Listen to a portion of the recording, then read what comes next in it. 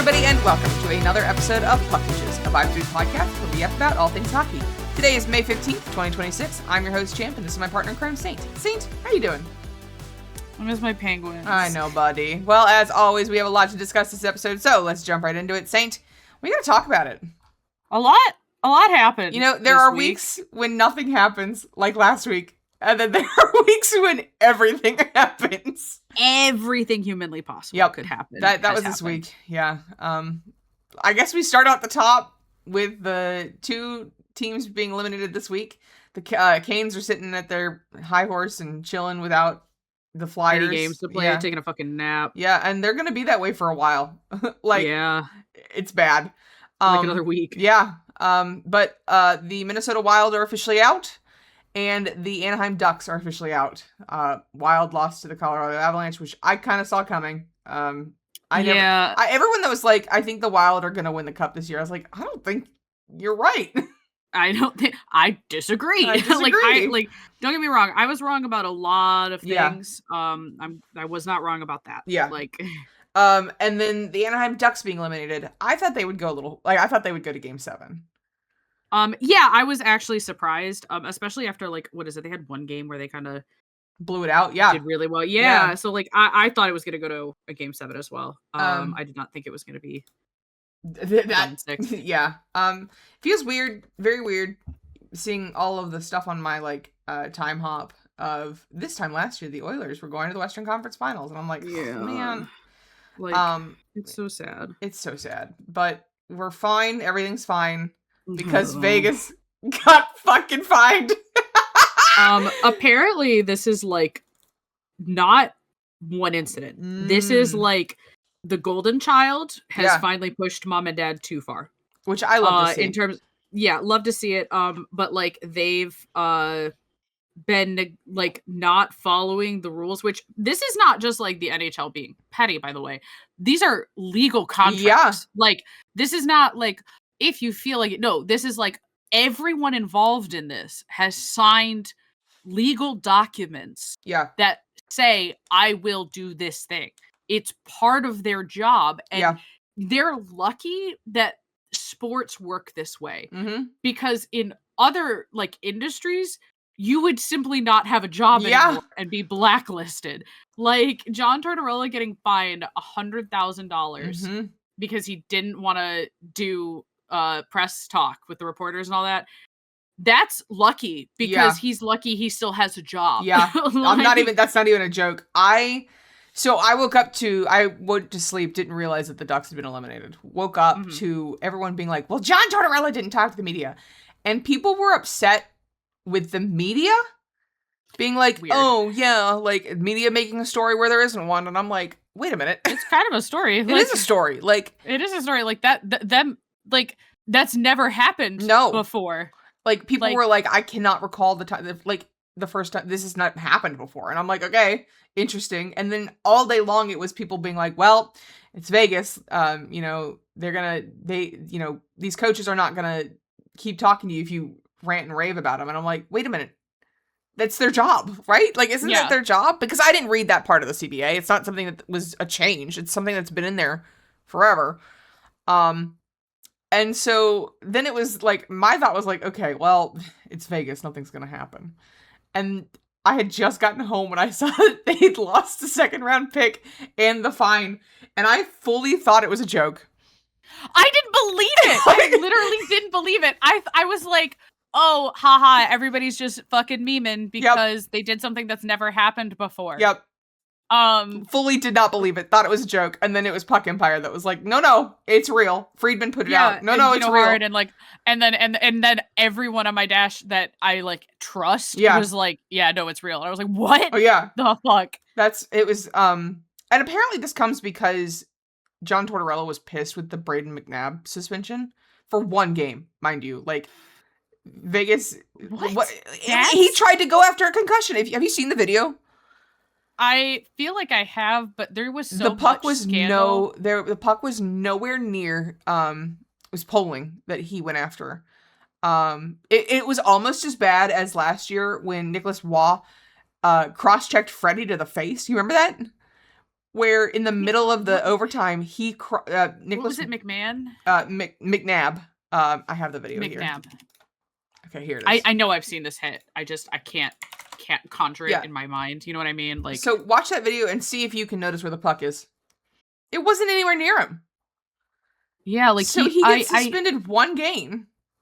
Like, I understand where he could have thought he would have the puck, but like by the time the hit happened, he didn't, and his own guy had it. Hurdle had it. So like I can see why they suspended him for it. And also he was Poling was injured. So like it was one of those things where Brady McNabb had gotten a game misconduct. Yeah. And so yeah, I mean, I was not shocked with the suspension, but for them to be throwing a temper tantrum over a 1 game when they were almost obviously going to win, or after the fact that they had won, they won. They were going to the Western Conference Finals. Yeah, so you're throwing it's giving like sore winner vibes of like you're throwing a temper tantrum after you won because you didn't like that the NHL finally held you accountable. Yeah. Like, I don't want to hear about all the number of times that you've skirted the cap. Yeah. And like, how's Mark Stone doing? How's his back doing? Weren't they the ones that were like, wasn't it the Vegas thing that they lost? They bullied the NHL into making Ottawa lose their pick? I think so. I think it was them. So like, yeah, what's the damage here? Like, why? And according to Greg Wyshynski, he said the previous warnings included VGK players' availability during postseason. So it's not just this one. It's not just John Tortorella being silent. I think that's what people are not understanding is like, well, because they didn't have people available in the postseason. They had one person answer all the questions, which is not how that works. Right. Like you cannot. Everybody doesn't have to be available, but like that is. You can't have one person answer all of it. Like that's not how this works. Yeah. Like. This is how they make money. Like, do they understand that like these interviews are like part of how they get building the game? Put like they're gonna, if you have these interviews, they're gonna put them on Twitter.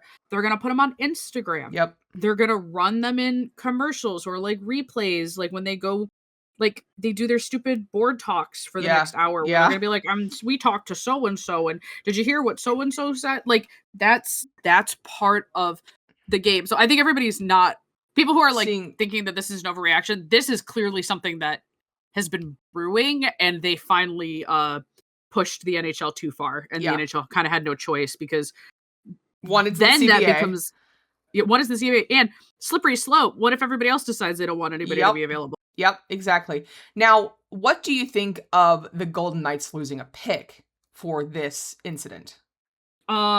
I think it's funny. I also have to imagine this is the part that hasn't been clarified as of yet. Is this punishment something that's predetermined? Like, is this a case of like, hey, if you break the CBA, we reserve the right to forfeit your picks? Yeah. I either way, I think it's fair. I think at some point, if this is for multiple infractions, how else do you make the point? I agree. Because you can't. Do you find all the players? Because this is an organizational that you can't like. So that's my thing is like, how else do they punish?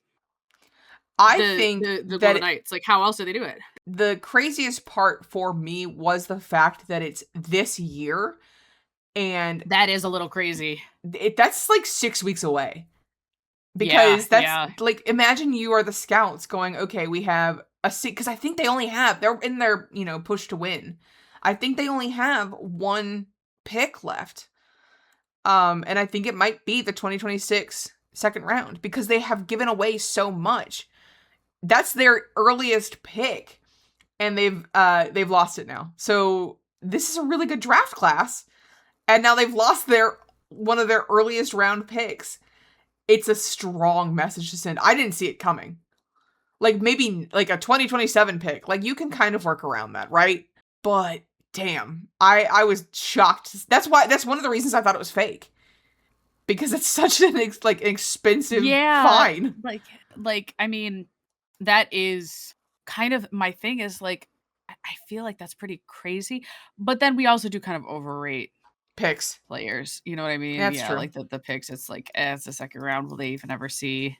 Yeah, no. I mean, I'm fine with it, especially because it's the Vegas Golden. Yeah. Fuck the Vegas Golden Knights. I hate them. I hope their whole organization explodes. Yeah. But yeah, that's woof. It'll be interesting, especially because did you see that the Vegas Golden Knights tweeted? Yes. They're like basically like no comment. No comment. They're It's like, shocking no ooh. one. Now they do have the chance to, I believe they have a chance to appeal it next week. And I wouldn't be shocked if they got like a lower fine or like I don't think the fine will be changed. I think that they'll get the pick back. That would be so people Vegas. would riot. Well, because my thing is like they're the ones that opened the door to this, right? Yeah. Like theoretically, or at least in recent times. So it's like, well, why is it rules for thee and not for me? You know what I mean? Like I just think that how else do you punish them? Like what could you do to an organization to make it clear that the violations of the CBA will not stand? It's like it's either that or you fine. What are you gonna find? They make billions of dollars. Yeah. Like. And honestly, people are like, $100,000 is not that expensive for the. It isn't, like, for an individual. For us, that is kind of a lot of money. but I mean, like, even for but to Tortorella, it's probably kind of a drop in the bucket. Yeah. Like, he's not like considering that it is crazy though. Now that you see, considering that players, the worst they're gonna get is like $5,000, and the league minimum is what $750,000. Yeah, it's not something like that. It's a drop. It's a parking ticket. Yeah, like losing their second round pick means the Golden Knights won't have a chance to select a player until the third round. They have 4 picks in the 3rd, 5th, 6th, and 7th rounds, and they lost their first round pick to get Noah Hannafin from the Flames. So I mean, damn, I don't know. That's crazy. Also, did just realize that the Western Conference Final starts next Wednesday. They get to wait until next Wednesday? That's actually crazy. I wish because didn't the Avs win too? They just won this week. Yeah, but I guess the fact that they're like, we can't. The Eastern Conference is so close to not being done. They might move it up. I wouldn't be shocked if they moved it up though. Yeah, I mean, I imagine it's just like a case of like this is the dates we're gonna go for. Yeah. I'm not against it. I do think it would be more interesting if they pushed up to like maybe Tuesday, but I'm sure there's scheduling things that will prevent that. Like the arena's gonna be busy. Yeah, like arenas have shit booked out. Stuff. Yeah, that like the sporting comes first, but you don't want to do it unless you have to. Yeah, like if they don't have to, and it's like, it gives the players an extra day. They just also have to balance that line of like, we don't want people to lose interest in this, which we have seen in the past of like when they were spreading out some of the games so far. Sometimes it's crazy that I mean that'll be the 21st or 20th of May. They're moving through playoffs this year. I mean, there's been 3 sweeps, so like it's not that shocking, but at the same time, it's still kind of shocking. We've only had one series go to Game 7. Bruh. I just am thinking about how like it feels like I feel like when we were in like watching the last 2 years, it felt like a grind to get through May. Yeah, and now it's just like, and it doesn't help. I'm watching clips of games. I'm watching here and there, like in the back. You're paying attention to the news, but not really paying attention to the games, especially because it's Colorado and Vegas. I miss my. I know, buddy. At least the Flyers got swept. It's fine. Yeah. Funny. So that was crazy. Speaking of what else is crazy, Sid Crosby does not have the C at Worlds. How are you feeling about that, buddy? I want to be upset about the passage of time. Right. But also, I think it's really nice that he starts with an A and ends with an A, most likely. Oh, and he's kind of passing the baton. Yeah. To Celebrini because no way. Yeah. Yeah.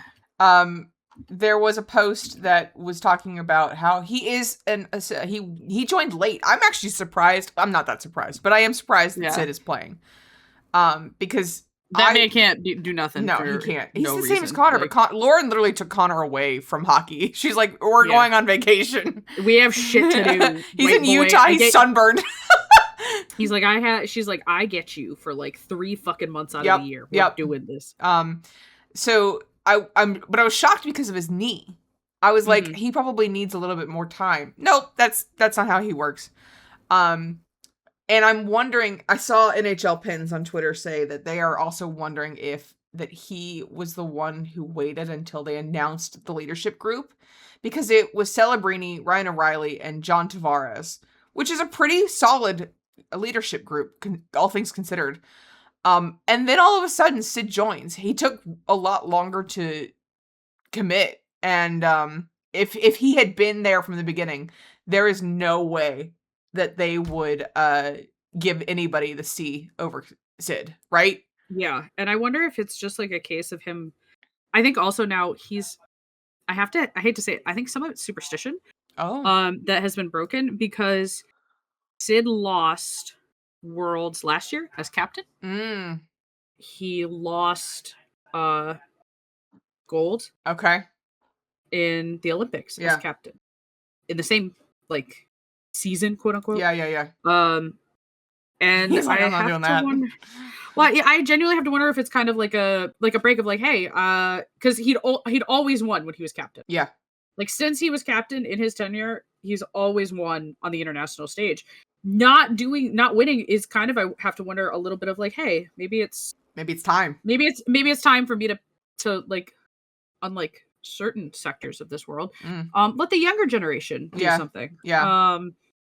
And offer, because I think what's underrated too is this is a chance for Sid to help Celebrini grow as a captain for potentially becoming captain of the Sharks without the pressure of being a NHL team captain right away. Right. And so him being able to be like, hey, bud, you're my child at this point in terms of like, you're my little protege.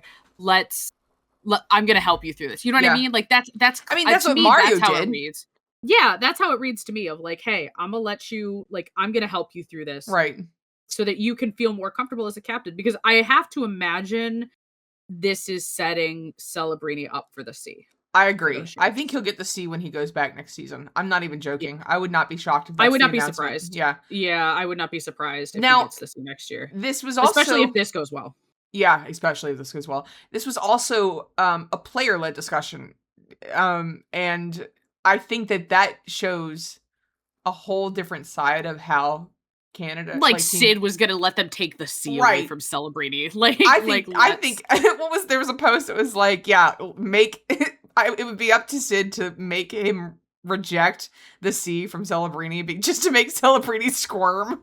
And I think that's funny. Like, there's no dramatic consequence, right? Of Worlds.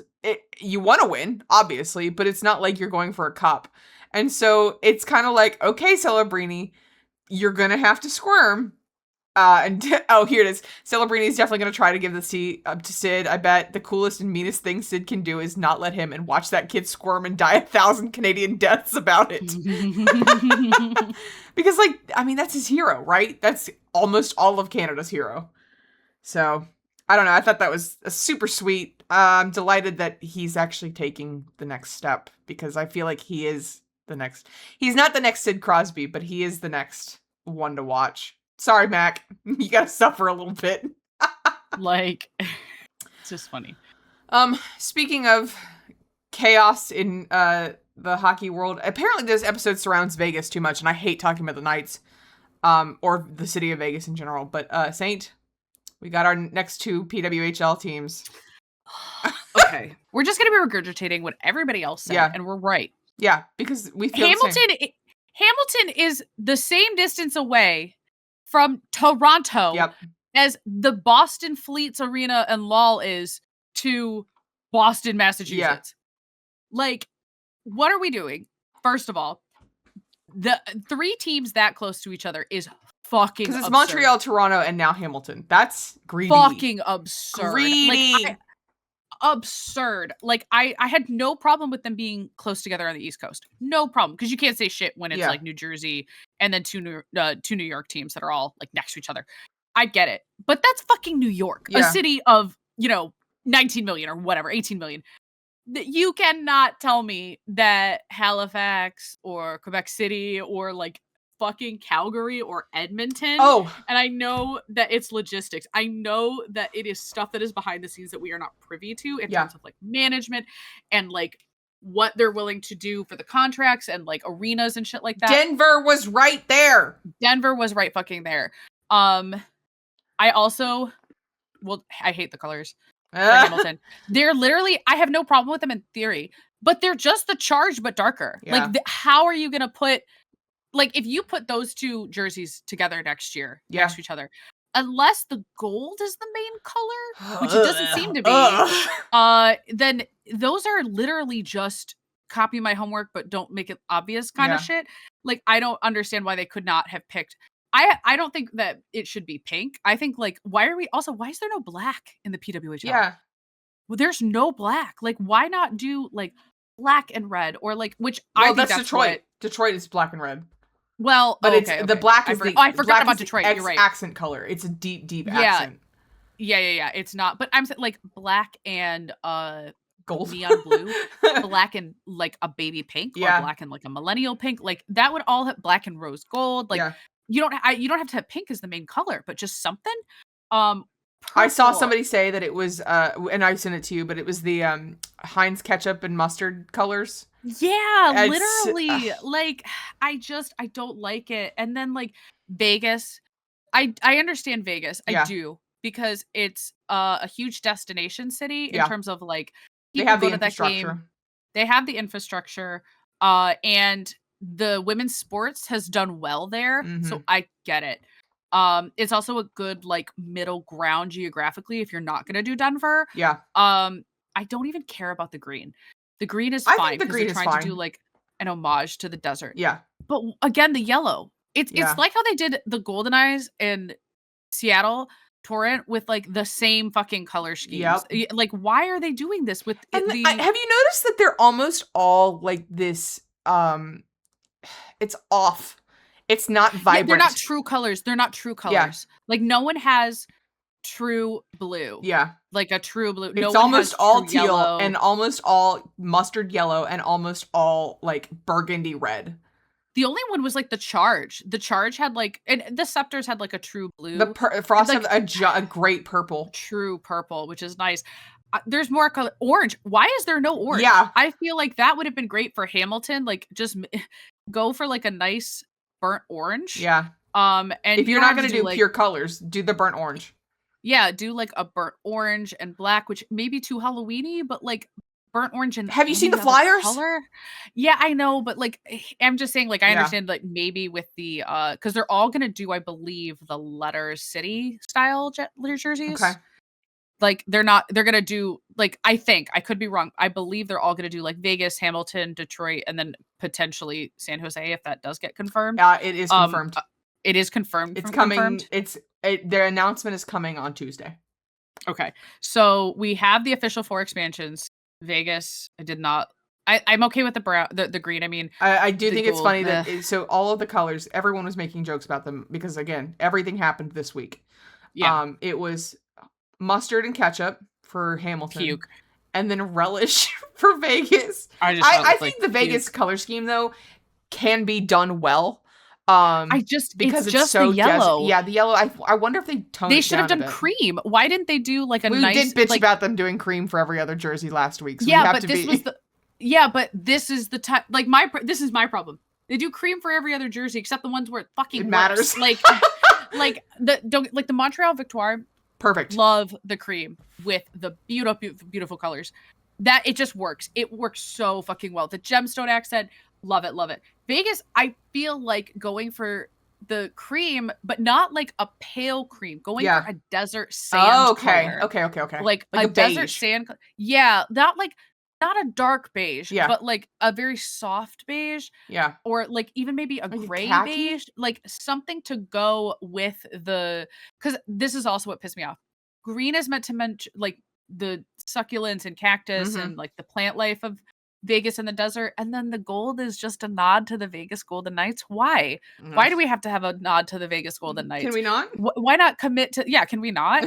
Why didn't we commit? Either they needed to commit all the way and have them have the same branding colors completely, and just do like black and gold, But like this is the one scenario where I feel like the Vegas gold could have worked as an accent with the green and made it look more desert themed. I don't know. Or like I said, like a sandy color or a beige or something to like be more desert-esque, or even like a soft like burnt orange for like kind of like the mountains. You know what I mean? Like that orange, just something, or even silver, like doing gray with that green would have been great, and it would have like brought some difference Which to it, also as opposed to is a reference to the gray in Vegas, like the Golden that would have been fine. I don't know what I'll tolerate Vegas existing. San Jose, I'm just glad that we got a California team, because I feel like if you had, it was going to be if we couldn't, they needed a West Coast team. It's like, where the fuck else are you going to put one? They really did need a California team. I think that if the San Jose team gets it right, then that's my team. I know I've said this before, but like it has to be. I want it to be the Hammerheads so badly. I want it to be the Hammerheads. The Sharks and the Hammerheads would be such a cool concept. I want it to not be another vague descriptor word. Yeah. I want it to be an animal or just something. I don't know. And maybe that's like, what are the lizards in Vegas? Like, not the Gila. Like, I don't think they'll be the Vegas Gila monsters, right? But there's animals that they could the fucking Finnick foxes, and like I don't know. There's so much cool stuff that you could do. It does not have to be concepts. You don't have to do concepts. Like, please stop doing concepts. I liked, because the WNBA team is the Vegas Aces. I thought the Vegas Spades would have been that would have been cool. That would have been cool. That would have been really cool. Like, just because it, like, if they're talking about like bringing that all together, I would have been okay with that. Like, I don't know. I will say I did find out that Calgary wanted to push, but they decided not to, because they didn't feel like they had the capacity to handle another team right now. Yeah, which I understand. That. It just sucks, because I feel like, especially I don't know this. Maybe you do. Is the new Calgary Stadium in a new location? Or are they tearing down the old one? I think it's a new one, a new spot. Then they could have just had the old. I know. But no, actually, I think, because we just learned that they got really, really badly flood damaged. So they're probably. So I think they're tearing the Thunderdome down. To the Saddledome. Yep. Yeah, Saddledome, not the Thunderdome. The Saddledome was what got like fucked up during the flooding in 2013. They're saying it's going to be gone. Yeah. Scotia Place is going to be the and new Scotia Place arena, and they're going very pretty. Yeah, it's going to be the best, probably one of the best arenas in the whole. We're going to have to go back and then go to a game. I know, no, I'm not going to fucking Calgary. We'll go Battle of Alberta season. Okay, I would do that. I was only for the Battle of Alberta, because I was going to say, you and I will go back to Banff in the summer, and we could do a Calgary tour of the arena just to see it, but I will not go to a game unless it is Battle of Alberta. So it's supposed to be open not next year, but the next. So it is really cool. I will say that it was an Olympic venue that actually got used. So I do have that for me. Okay, I'm looking at some of the branding colors, and like, look at this. Tell me that pale yellow would have been a great color. Like, you know what I mean? Like, that pastel. If they do it. You know what I mean? Maybe. So looking at it, it could be that the gold is just the third accent color. Mm-hmm. Like, you know how a lot of teams have been doing 3 colors? Yeah. I would be okay with that. Green and white would be cool. I think green and white would be really cool. The color that they're using on that welcome graphic, I'm okay with that. Right. Where it, like, how they've like layered the sandy color with that green, and then little accents of gold. I'm okay with that. Yeah. But it does need to be a yellow gold. Not that butt ugly Vegas gold yellow. The barf gold. Barf gold. All right. Well, moving on into our last topic before we go to ad break. Saint, we have our first award winner this season, and it was obviously Matthew Schaefer, who got the unanimous Calder Cup victory. It's the first unanimous vote since Teemu Selanne in 1993, which I didn't realize it was that hard to be unanimous. Yeah, I knew it was hard. I didn't realize it was that hard. Yeah. Like, and then he is the 15th defenseman voted for the Calder, and last year was Lane Hudson at 14th. But again, I am just so shocked at how unanimous, like obviously unanimous. I didn't know they could do that, because I was like, oh, well, Connor probably got, a unanimous vote. No, it's Sid didn't get a unanimous vote. It's 1993. Like, that's crazy. Yeah, so good for him. He cried. I thought that was super, super sweet. I would have ugly sobbed. Also, is that how they normally announce the Calder winner? No, they're doing it differently this year. They're doing it. Okay, they used to do, I think they used to do it like at an don't- award show, and now they do, like, Barkey, remember last year it was a random Tuesday, and he took it to the hospital for the Selkie. He took it to the children's hospital and showed it off. Oh, that's right. Yeah. So I think they surprise them now, which I think is kind of cool. I like it better than an award show. I think that's especially because it's more personal. And I do think it was weird that they announced it at like 1:00 on a Wednesday, but how they brought his family out and showed everything off was really sweet. I did see the story, and I thought it was very funny because he said that he was trying to FaceTime his dad over the last few days, but that his dad said it wasn't working. Little did Schaefer know that his dad was 10 floors above him in the hotel. Part of me was like, he doesn't know how to work a phone. I think that's fucking hilarious. What a, dad and his kid moment. Yep. Like, that's so funny. He can't, show his kid where he's at. So he's like, I guess it's not working. And as somebody who's tried to surprise people and done, lied like that to keep the surprise going, you just know his dad was sweating. I think that's great. And he thanked his new little sisters who I thought, again, he's just such a good kid. He deserved the Calder Cup, and I'm so glad it was unanimous. He's done a great job in the first year of the league. Yeah. Like I said, we wanted him. Yeah. So I'm very glad. And bonus shout out to the people who gave Ben Kindle little votes. I didn't see that. Yeah, he did. He got a couple, because you know how they rank them. Yeah. He got some of the ranked votes, and good. I was like, oh, good. All right, Saint, do you have a little announcement today? We do have a little announcement. Okay. So as a thank you to all of you, yes, you, the listeners, for getting us to 100 subscribers, we're very excited to announce that St. Astro's Etsy is offering a discount code to all Puckwitch fans. You can use code PW100 for 10% off on your order on all items on St. Astro's Etsy. No limit, no minimum, and usable as many times as you like. Basically until we hit the next milestone. Yeah, I think 500. Yeah, maybe we'll do 500 or 250. Yeah, maybe. I'll do a 12% discount code. I'll milk the shit out of this, guys. Don't you worry.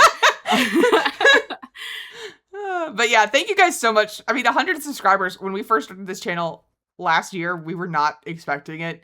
Because when we first did the first episode of Puckwitches, it was, again, just something that we could yap about. Our friends needed a break. And so... Yeah, that was literally it. Yeah. Really, really, really thankful for all of you just watching, listening, enjoying, interacting, hanging out, making fun of us. We really, really appreciate all of it. So thank you, guys. You get a little treat. Yeah, you get a little treat. The link will be in the description below. So please feel free to use it. Put Saint to work. I mean, put the sponsor to work. Yeah.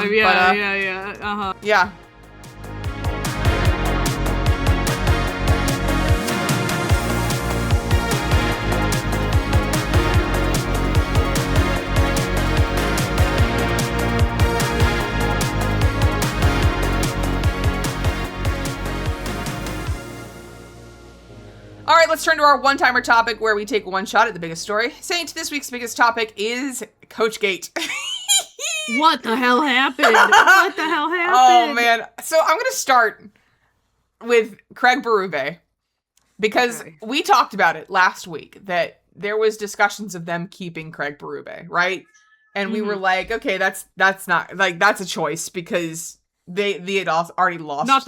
That sure is a choice. Yeah. Not the one I would have made, but as a GM, no, I don't think that I would do that. But after last season, he had kind of lost the room early, and yeah. So I mean, I'm not shocked that he's out. Hate that for him. I don't like it. Anybody that loses their job, right? You don't want that to people to suffer. This is one of those things that I feel like we have to disengage from. Yeah. There's two kinds of coaches in the NHL. Right. There's the kind that have like clawed their way up, Yep. however that may be. And then there's the kind that probably should have retired Yeah. quite a while ago and are just getting kicked around, you know, all the wild day. And just, it's like, you have enough money. Yeah. I know you're doing this for the love of the game, but like, can we get a new fucking coach anywhere? Yeah. Which is why I was so excited about the Dan Muse hiring, because I was like, fresh blood.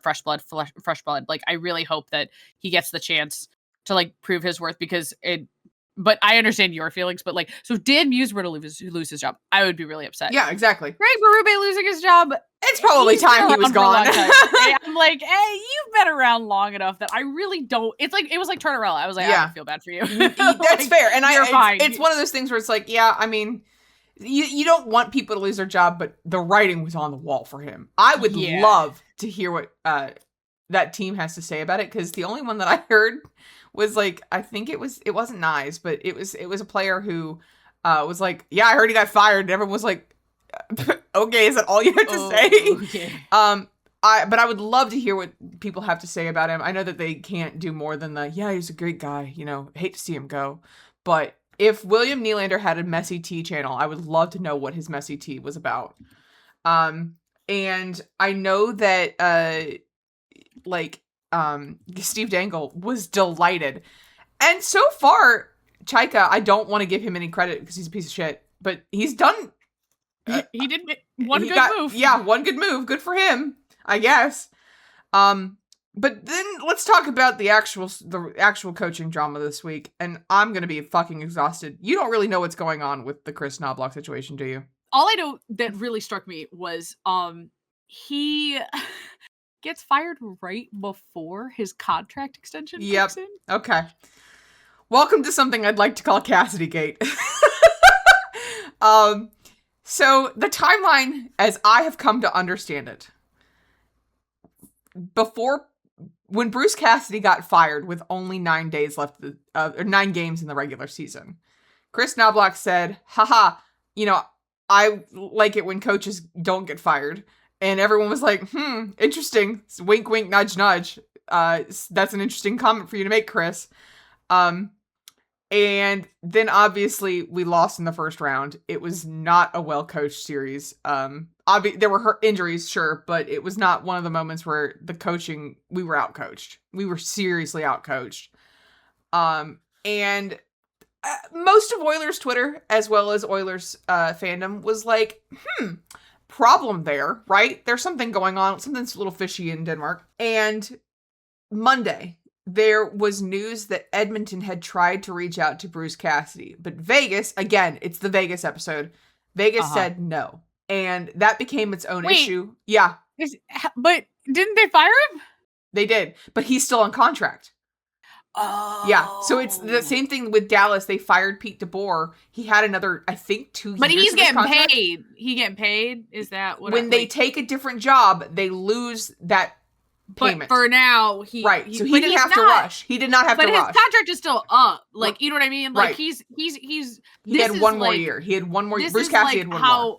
When you have layoffs and you have to decide, like, they have to ask, like, is your job coming back or not? Yeah. His job isn't coming back. Yeah. Like, that's a different kind of layoff. So, Vegas fires Bruce Cassidy, but then they're not letting anybody talk to Bruce Cassidy, or actually, it's only Edmonton that they're not letting it talk to him. And people were like, now hang on. Are they allowed to do that? Because how can they be allowed to, like, it should be either a blanket, like, this to me reads as interference, doesn't it? Yeah. Like, because you can't, if they do a flat out, hey, you can't talk to nobody. Yeah. That's fine. Yeah. I that is their right as part of the contract. It's shitty of them because they've already fired him. Yeah. Right? Like, he's trying to go find work. You've already fired him. You've already got another coach. I don't understand that. Like, you're not keeping him. So what's the issue here? For them to be like, but just the Oilers. What? So and it was alleged that they had let him go and talk to the Kings.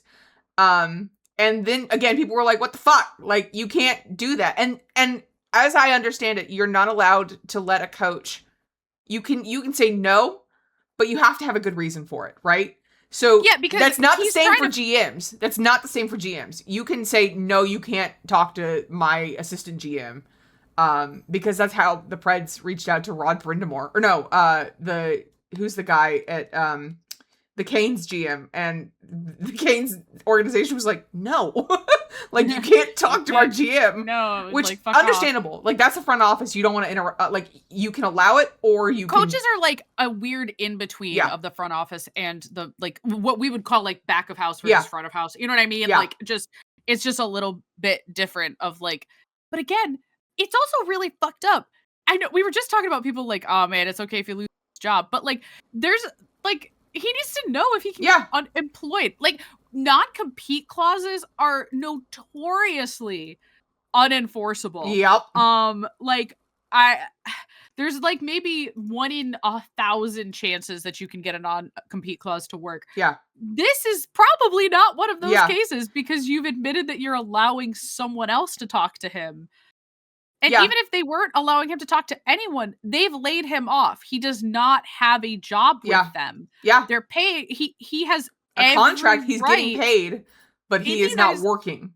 Yeah, like there's nothing in that contract apparently that says that he can't talk to anybody, right? Like, that's like, other than they're saying no. Yeah, like, I don't understand. Like, so that seems to me a glaring oversight, and probably something a lawyer should look into. So this all comes with the informed knowledge that Chris Knoblauch has not been fired. He is still the coach, and everyone is like now going to him and being like, "So you're about to lose your job." Like, that's shitty. And it happens all the time, right? Like, people know that they're in the hot seat. They're going to be either fired or that they are on thin ice. And you've had coaches that get fired and then another coach gets hired all the time. Like, there are these conversations happen. But for them to have this conversation now of, well, Vegas said no, and now Chris Knoblauch knows that he's probably about to be fired, or that relationship is gone, right? Yeah, it's toast. Toast. So then it comes out on, I think, Tuesday, that Vegas didn't deny Cassidy to speak to the Oilers, but he also didn't allow them the permission because they're in the middle of the playoff run. Like, that was the excuse that they used. And okay, sure, Jan, right. Like, you're gonna say that, oh, well, we're in the middle of trying to win the cup, so we don't have time to, go on this.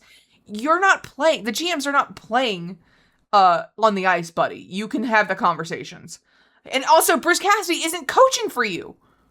Like, you can let him go chat.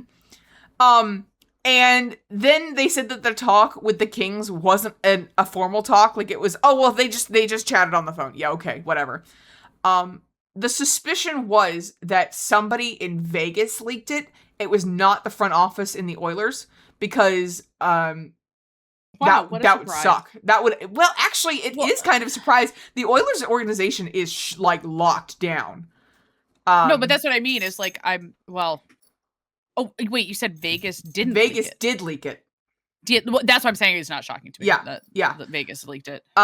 So then Wednesday, it became clear that the Oilers were going to go ahead and fire Knoblauch. And you and I think that fucking Spectre was like, hey, by the way, it's 11:57, and right now Vegas or Chris Knoblauch hasn't been fired yet. I was like, buddy, Mark, this is a hockey coach. It is not an organizational failure. Like, you're not firing the president. So, so there was that no official announcement was being made on Wednesday, but the suspicion was that Chris Knoblauch was gone, which is a shame. Then it was announced on Thursday at 5 a.m. Mountain Standard Time that Chris Knoblauch was fired. Oof. I found out the second that I woke up, which is like 7:30. So already there was something was, again, why are they announcing it at 5 a.m.? Because they think it'll get under the radar? No, that's going to be the story of the day. Vegas won their series on Thursday, and then they do not have the reason to hold out on letting Cassidy speak to the Oilers. And now the added complication is now that they are in the hot seat with Gary Bettman, right? So, they don't have a good reason to prevent a coach from talking to the Oilers. They might have tried a little bit harder, and kept going, well, we're still in the middle of a playoff run. But now they don't really have that excuse, and they're also in trouble. The dad's favorite child is in trouble. So I think that now they have to they can't play the shenanigans card anymore. They have to let the Oilers talk to Cassidy if they would like. And as I have come to understand it, Cassidy wants to go to a winning team. So the Toronto is out. And his two options right now are the Oilers and the Kings. The Kings are making a major, major push for him. And I wouldn't be shocked if it becomes like a moment. I don't think he would go to the Kings. I think he wants to go to the Oilers. A parasocial relationship. I think he wants to go to the Oilers. I just want to talk about that. Like, I did not agree with Knobloch. I think he lost the room. Yeah. I think there was issues. And I know that coaches in the NHL kind of have a short Yeah. turnover. Like more John so Cooper than is the outlier. Rod Brind'Amour is the outlier. Mike Sullivan was the outlier. Yeah. It's crazy that like, because I think John Cooper would have done well in Edmonton. Yep. And I think it's crazy that the Lightning, I think they're gonna have the Mike Sullivan problem of them I could see that. clinging to the loyalty of like John Cooper won us back-to-backs. So, and they're gonna literally parallel with Sullivan of like, you know, until suddenly they don't even make playoffs. Yeah. But damn, he was coach for 3 years. The first year he gets them to the Stanley Cup final, and then they win. The second year, no, they won. 2023, they won. He left Boston and went to the Vegas Golden Knights, and they won the cup. Like, no, I'm talking. Chris Knobloch, yeah. Yes, Knobloch. I'm talking Knobloch. Yes, no, Bruce Cassidy, I understand why the Oilers. Yeah. I think he can win. Bruce Cassidy, like, is a good coach. Yeah. Do not get me wrong. Knobloch to me, as a fresh blood coach, got the Oilers to back-to-back Stanley Cup finals. Yes, they could not do it. But how much help from the organization did he really get? They blew up the rosters for both years. Both years. You know what I mean? Yeah, I agree. We won. We got all the way to game fucking 7 of the Stanley Cup final. Yep. And then they blew up the roster. Yep. And then we get all the way and rebuild all the fucking way, finally get there. And they blew it up, because we were missing the pieces. And then they go, well, we got to blow it up again. And then, yeah, what a surprise. After playing the second most hockey in the NHL in the past 3 years, only beaten by the Panthers, didn't make playoffs because they were so injured. Like, how you blew it up and then they couldn't even make it out of round 1 because they're so injured and they lost the room. Man, you have to wonder if the front office hadn't fucked up so many of these deals. Looking at you, Jeff Jackson. Not just the old deals, just the old deals, but just like not even Broby and Holloway. That was a major flub because of the contracts So here's my thought as somebody who is kind of mixed feelings about the whole situation. I don't know how I feel about Cassidy as a coach. I know that he is a hard ass. I kind of think the Oilers need it. But I don't want it to be a hard ass and then it becomes a Craig Berube situation where they don't listen to him. Yeah, because the Oilers are kind of they're drama queens. Yes, they're kind of pissy. They get it honest. I genuinely think Dan Muse would have been an excellent Oilers coach.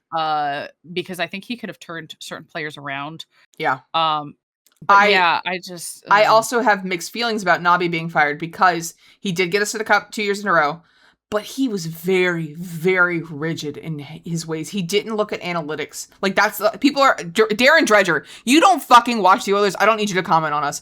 He goes, Knobloch is an incredible analytics-driven coach. And I was like, who are you talking about? He did it based on vibes. Let's be real, my guy. And when the vibes didn't work, he loaded up McDry. Which everybody does. Yeah. He shook up the lines way too much. We knew that was a problem when in the first 2 months of this season, the lines hadn't played together for a solid, there was 52 line combinations and they were 10 games in. Like, what do you mean? You can't build chemistry that way. We had our own complaints about it. And he wouldn't play certain players. We had the Jeff Skinner issue last year where Jeff Skinner kept getting healthy scratched. Which again is a choice. And same thing with Ike Howard this year. He would bring up these kids and they would play 4 minutes, 5 minutes. They wouldn't get the time that they needed. And then he would like have a temper tantrum when management would basically pressure him. He wouldn't play the level that they needed to play. He would put Freddie on the first line. Why? Trent Frederick has never been a first line player. Well, and that's another, like, on the same thing. Trent Frederick has never been worth that contract. No, they were on again. cocaine. You're right. Exactly. Done that. He's like, now Chris Knoblauch is now being a scapegoat for the fucked up shit that Jeff Jackson and Stan Bowman did. They literally sold half the team, and the wrong half. And so I again, going back to Chris Knoblauch, between Paul Coffey leaving at the beginning of the year and then Glenn Gludison being named Dallas's head coach, I was already nervous. I think I said it to you at the very beginning when Glenn Gludison did get hired. I was like, I don't like us shaking up that much, right? I was like, and it was proved right away. Like, it legit, everything went south immediately. Like, we didn't win 3 games more than twice this year. You can't do that in the NHL when you have Connor McDavid and Leon Draisaitl. And so the writing was already on the wall when they had to bring Paul Coffey back. Like, it genuinely was. It was like, oh no. So I don't know. I loved Chris Knoblauch. He was my first real NHL coach. Like, to watch him, he did keep them calm during the first couple, whenever they got nervous, especially with the younger ones. But I have to think that some of his upset, like his whole anger towards the front office, comes from the fact that they fucking blew up our team after we were one goal away from winning the Stanley Cup. Had he won, he would be revered. Literally, he would have his name on the, revered. It's one of those where it's all about the what ifs, right? Yeah. It's all about the what ifs. It's just, to me, kind of, he is getting scapegoated. I really hope he finds work. Like, I really hope he'll be fine. Not become, like, he'll be fine. It's just, I hate the old boys club of the NHL of, like, it's the same fucking coaches every, let some new blood in. Like, just, man, hey, Chris Knoblauch, do you want to come help assistant coach the Penguins? Yeah, assistant coach the Penguins, which, like, we're doing great, but, like, I'll never say no to more years. Yeah. Like, he is getting his contract was supposed to start this summer, so he'll be fine. Like, he has the money. That's my dream, is to, get fired as an NHL coach and make bank and not have to coach, because I would be a terrible coach. Let's be real. Oh yeah. And so I think he'll be fine. I think it'll be okay. I hope so. I hope he does find work, though, because maybe not as head coach, maybe as assistant coach, or I think that was part of it, was that I feel like he needed a stronger, like, assistant coach. He needed a co-coach. Yeah, which I think why he got, like, when Paul Coffey was so good for them. You know what I mean? But yeah, I think he needed to be told no more too. You know what I mean? Like, he needed to actually. Mark Stewart didn't tell him no at all, and our power play sucked because of Mark Stewart. So Mark Stewart's also gone. He was our assistant coach or whatever staff, and I was more excited about him being gone than Chris Knoblauch. So yeah, I don't know. I'm so sad to see, like, that era ended, because it did get us so far. He was a stabilizing presence behind the bench, but when the players are calling you out subtly to the media and saying we're throwing the same thing at the wall and it's not working, you kind of have to say goodbye, right? I think they do need a hard ass. I'm just hoping it doesn't become a grind. Yeah, like, I get that he had to go. It just is one of those. It's one of those things where, like, it just really fucking sucks. Yeah. I feel like he's being. How the fuck do you give away Stuart Skinner and Brett Kulak? Sorry. You know what I mean? Don't get me wrong, we enjoyed them. But, like, and then Brett Kulak had to go and score the game-winning goal. I was so upset. That Brett Kulak, like, that they let away. Yeah, Brett Kulak. Like, they had to let away Brett Kulak because they couldn't trade Darnell Nurse. That's the hill I'll die on. I think in retrospect, like you didn't know at the, you can never know at the time. I think that was literally the moment, one of the worst contracts in terms of, like, the cap is going up and that's gonna help. But god damn, that sucks. Yeah.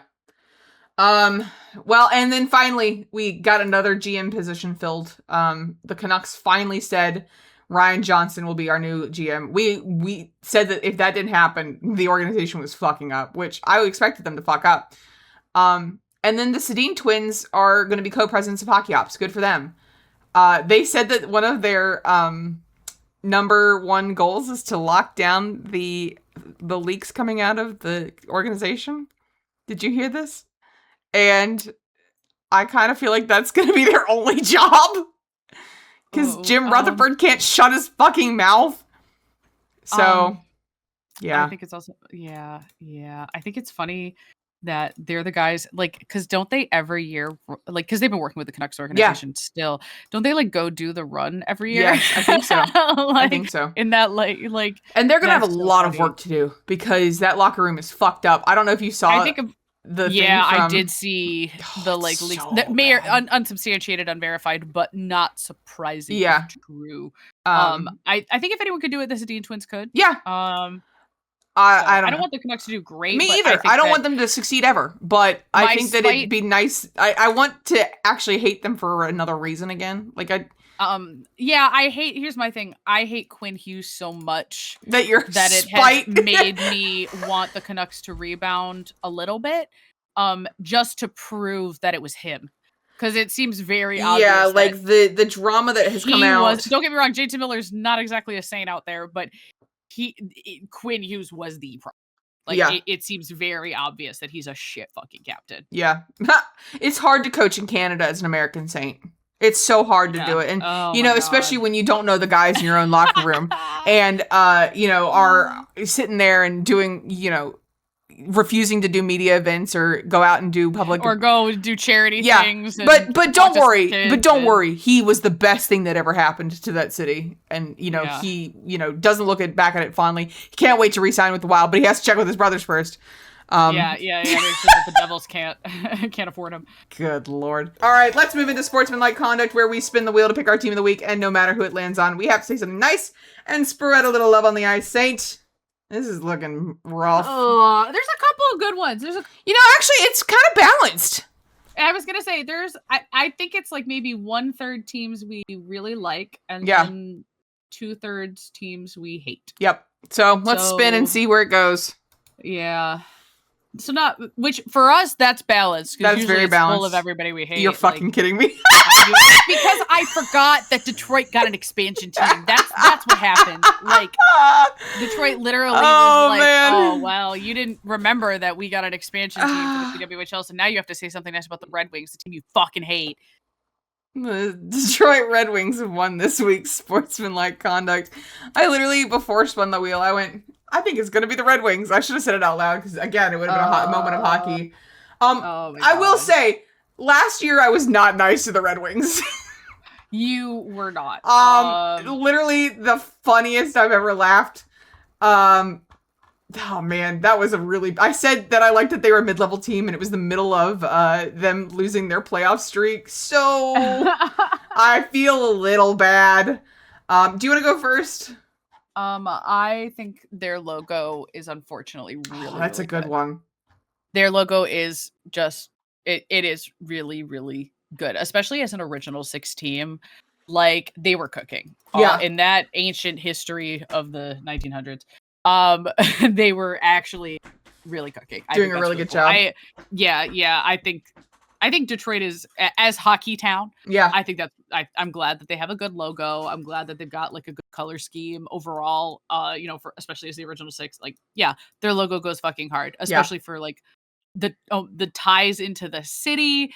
It's really unique. It's instantly identifiable. Love it. I have 2. I unfortunately think the bit where they throw the octopus on the ice is really funny. I left that for you. Because I was like, if you don't say it, I'll say it, but I'll let you see. I think it's so fucking funny because the concept of these people shoving an octopus into their coat and hiding it from security is so funny. I know that they probably have it in, like they usually probably have friends. They probably put it in like a plastic bag because otherwise it's gonna fucking reek. Yeah. Like also, where are you getting a full octopus in Detroit? Like, I don't think I could get that here. And I'm not terribly far from the coast. but like it's so I think funny. that's very, very funny. Good bit. And the fact that So the guy funny. was like, yeah, I'll pay for anybody that gets fined by the NHL. I think that's super funny. My second one, and this is gonna be a throwback. I like Simon Edvinsson because he beat the shit out of Brady Tkachuk. Okay, that is funny. That was right after the Olympics, and it was during the Brady Tkachuk is can't read, which he can't. And Edvinsson got the interference on Tkachuk, and the review showed that Tkachuk's own stick hit him in the face, so they decided not to give a major to Edvinsson, and so then Tkachuk lost his cool, went to the Detroit side of the box, and then earned himself a 10-minute misconduct, and Edvinsson looked him in the face and does the like shocked, like, dude, what the fuck is wrong with you?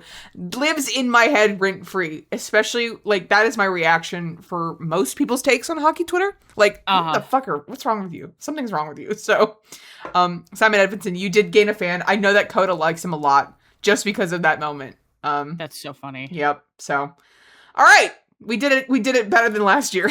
We did it. Good job, Good job. Yep. All right. Well, that's going to wrap it up for this episode, folks. We really appreciate listening through all of our rants and ramblings. The Puck Witches podcast is released on Spotify and our YouTube channels, and you can join the Night Witches Discord via the link below to talk about the episodes directly, as well as enjoy our other channels. It's full of gaming, hobbies, and good vibes. Make sure you're following us over on Twitch, and if you want to support us with a Twitch Prime on either or both of our channels, you get access to cute emotes and extra channel points.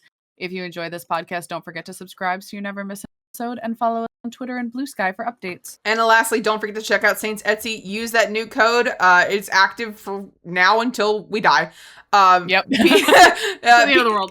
Use code PW100 for 10% off your order. Make sure you go shop from her, make her work. And also consider dropping a like on this episode and subscribing so that you never miss a video. We love you all and hope the playoffs are treating you well. Champion Saint, signing off. Stay witchy.